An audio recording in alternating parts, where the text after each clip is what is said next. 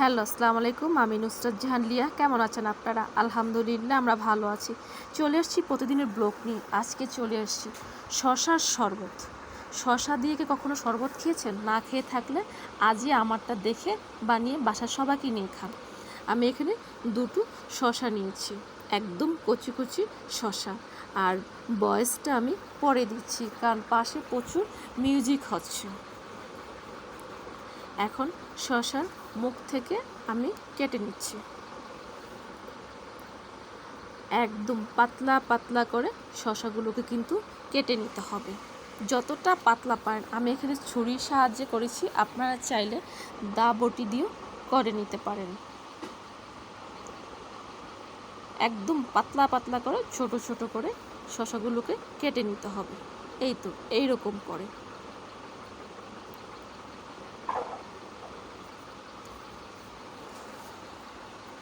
আমি এখানে 2 পিস শশা নিয়েছি, হয়ে গেছে। এই তো এইরকম করে সবগুলো শশা আমি কেটে নিয়েছি ব্লেন্ডারের ঝাড়। ব্লেন্ডারের ঝাড়ের মধ্যে টুকরো করে শশাগুলো দিয়ে দিচ্ছি। শশাগুলো কিন্তু আমি খোসা সহ নিয়েছি।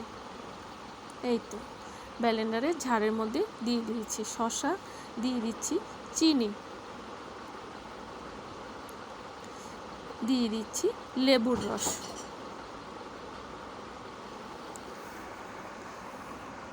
দিয়ে দিচ্ছি নর্মাল পানি। আপনারা চাইলে এখানে ফ্রিজের ঠান্ডা পানিও দিতে পারেন। এখন আমি এটাকে সম্পূর্ণটাকে ব্লেন্ডারে ব্লেন্ড করে নিয়ে ফিরে আসব।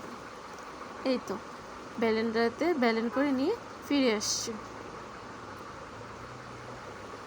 নিয়েছি একটা স্টিলের মগ, ওপরে দিয়ে দিচ্ছি একটা ছাঁকনি। এটা কিন্তু ভালো করে ছেঁকে নিতে হবে, না হলে শসার যে ছাঁচগুলো সেগুলো রয়ে যাবে, আর ছেঁকে দিলে এই শসার ছাঁচগুলো থাকবে না। এই তো দেখতে পাচ্ছেন অনেকটা ছাঁচই এখানে ছিল। আপনারা চাইলে এটাকে আবারও ভালো করে ব্লেন্ড করে নিতে পারেন। আমার যেহেতু আর লাগবে না, তাই আমি এটাকে আর ব্লেন্ড করব না। আমি কিন্তু এখানে দুটো শসা নিয়েছি, আপনারা চাইলে এর চাইতেও বেশি নিতে পারেন। এখন একটু চেপে চেপে রসটা বের করে নিয়েছি। এই তো হয়ে গেছে। এই হাতের কুশি কাটার বোনা, এটা কিন্তু আমার মা বনিয়ে দিয়েছে আমার এই কাজের জন্য, তাই আজকে আপনার সাথে একটু শেয়ার করছি। নিয়েছি দুটো গ্লাস, এটা কিন্তু টেবিল ম্যাট। গ্লাসের ভিতর দিয়ে দিচ্ছি আইস।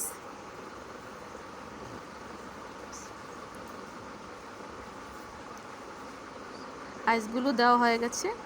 দিয়ে দিচ্ছি শসা জুস বা শরবত।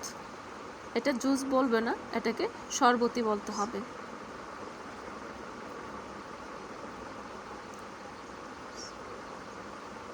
ওপর থেকে দিয়ে দিচ্ছি শসা।